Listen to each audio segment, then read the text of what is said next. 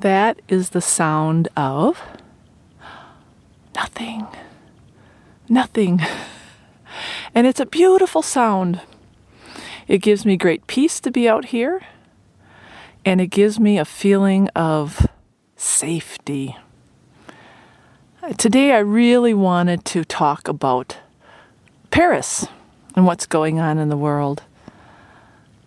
You know, here I am surrounded by mountains. I got a beautiful river, and look at that. I've got a bald eagle. I don't know if you can see it up there watching me. And then we have Paris. My heart it really does go out for these people. So much like the United States. Big metro area, fashion center, people commuting, going to work, and then this happens. But the reality of the time that we are living in, it's evil.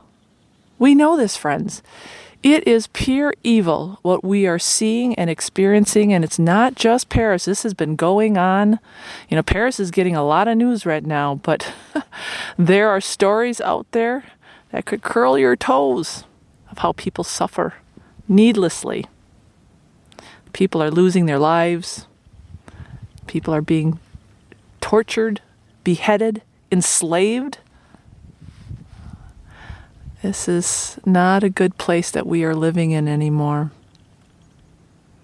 And it is really scary. You know, Paris can be another wake-up call for a lot of us, especially those who are living in the cities, these big metro areas in the United States, be it you're in DC or Boston or Phoenix or Dallas or Vegas or anywhere in California, Sacramento, San Diego. These are all targets.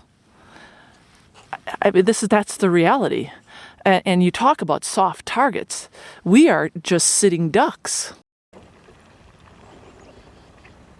And the problem with being a sitting duck, and there they go, is that we never know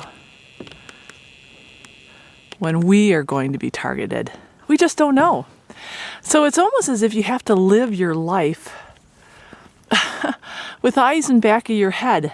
And yet, of course, that is what the terrorists want. That's why they attack the places that they do. And they instill that fear so that we walk around always looking over our shoulder. And then the other problem with all of this that is going on is when the government decides to step in and they are going to implement things for our safety, like martial law, or like what Greensboro, North Carolina was asking its residents to do. Sign a petition for safety and hand in your guns. Yeah, that's what I want to do when the going gets rough and I feel fear and I think I might be a soft target. I might as well just hand my guns in and depend on the police and the government to rescue me and make me feel safe. We all know, or I hope we all know, that the right to bear arms is a very, very important right. And I'm not saying guns is the answer, but the right to bear those arms is very, very, very important. And this is when the government will come in and try to use these attacks to pass more laws to disarm its citizens so it too can gain more control. It really is a catch-22. So what do we do? All right, we know things are going to get worse. We know that. So, what I want to talk about, surprise, surprise, oh, hang on here, is I'm not actually going to talk about prepping or filling up the pantry or getting some backup solar panels. I'm not going to talk about that because, hi, friends and family. I'm going to call you family because my subscribers really are becoming my family, my second family. It's amazing. So what I strongly believe we need to focus on now is coming together. Yeah, it's simple, people. Friends, family. We need to come together. The enemy wants us to believe that we're all so different. Nobody feels like I feel. Nobody has the same problems I have. And the sad part is, a lot of us, we live in neighborhoods where we don't even know our next door neighbor. We don't even say hi to our next door neighbor. We don't wave to people anymore. We don't open doors for people anymore. It's sad but true. We get so busy that fellowship just kind of goes outside the window.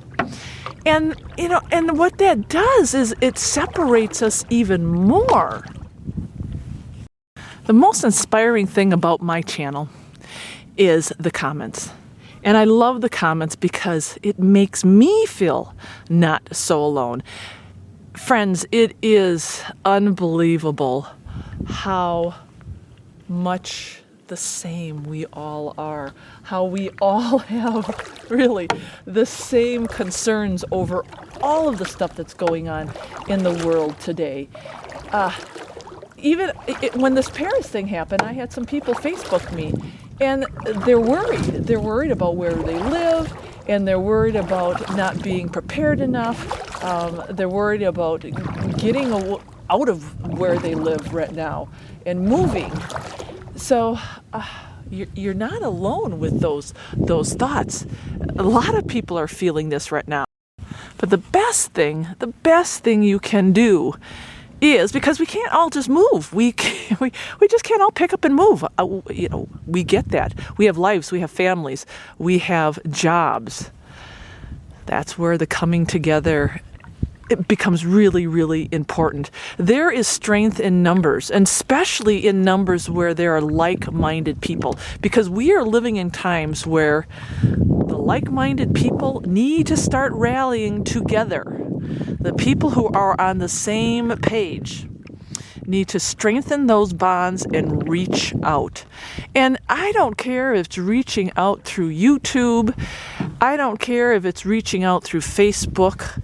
It's great that we can use the internet, because the internet is so vast and wide. It reaches out worldwide. I mean, I've got people from the UK. I've got people from, you name it, Zimbabwe. It's amazing. So we're out there. We're not alone. And we have to utilize each other and our strength in coming together. Because when we come together, again, that's where the enemy cannot pick us apart and make us feel fear and make us feel alone. Because when we have those feelings, that is where we will start submitting and becoming enslaved to the terrorists and the terrorism and the evil that is out there. This to be like a kumbaya starry moment. She's giving kumbaya advice. But I really do feel strongly about this, because something this simple as coming together, reaching out to others, forming strong alliances with others. It sounds simple, it sounds like kumbaya, but I really believe that is one of the things that we need to do when adversity comes our way. It's so simple. It's so simple we overlook it. Okay, and one last thing when we're talking about coming together. I know this is a world of YouTube and Facebook, so I'm really I want to drive this home to those of you who are more connected through the Facebook and YouTube, and I'm sure you already know, but it can draw in a lot of negative. We know this. There are bad people on Facebook. There are bad people on YouTube. I get them every now and then. The trolls who come to my channels, it's sad, because they come to my channel and they are more concerned. They're more concerned with my dreads. This right here. This is what they're concerned with than life. than what's going on in the world. I don't know if they're hiding out in closets and they have no friends, or they're just so wrapped up in their own negativity and their own sad, sad lives. But okay, come on. This is what is driving them. My hair, it's amazing. So the advice is do not get sucked into that. You can do it quite easily, and we all know. I laugh at all the trolls that come to my channel, and I do pray for them. But when you're seeking out YouTube channels, same thing. Beware of the channels that are wearing sheep's clothes. I mean, those are pretty obvious. But there are some that are just looking for subscribers, really. And I have seen channels deny their faith, hide their faith, pretend they're something they're not. And this goes beyond staging their videos and all for the subscribers. I don't know what drives them, but really be aware of who you're subscribing to and who you are watching. In the end, you want to align yourself with people that can empower you, that can inspire you, and support those channels. I look at channels like Stephen Davis, great content. Chris, DYI, Oklahoma, he does an off-grid, not an off-grid, but a grid-tied system. Good guy. Frugal, I think her name is Frugal Homesteader. We've got Bill and Rosa. We've got a lot of great channels out there. And these people, it's not just they walk the walk, but they're good people. They're honest people. They are true to who they are. They're not making stuff up, and they're not looking for subscriptions. They're good people. And it's the same thing when you go on Facebook too. There are some people who have over, like 5,000 Facebook friends. I don't know, thousands. Okay, how can you have that many friends? Be careful who you say okay to. Even on my Starry Hilder Facebook page, and I was really tentative about starting a Facebook page. I did it because of all the great followers that I have, and I wanted to offer them a little bit more content. But even when I'm on Facebook and you do a friend request, I just don't click it and say okay. I do not do that. And you guys and gals need to do the same thing in your lives with Facebook and YouTube if that's how you're going to be connected. Because now is the time, again, align yourself with like-minded people. It's such a simple thing. Such a simple thing.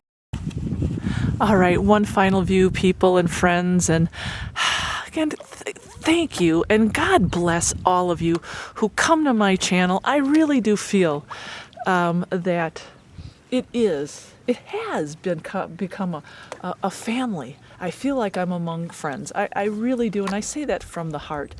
So even though this advice that I'm giving, it seems really simple, it's a powerful thing. It's a powerful tool to reach out and stay connected. So stay connected, reach out so the enemy doesn't take over and lead us to fear. All right, God bless, and keep our prayers not just for those in Paris, but for all those who are persecuted throughout the world daily.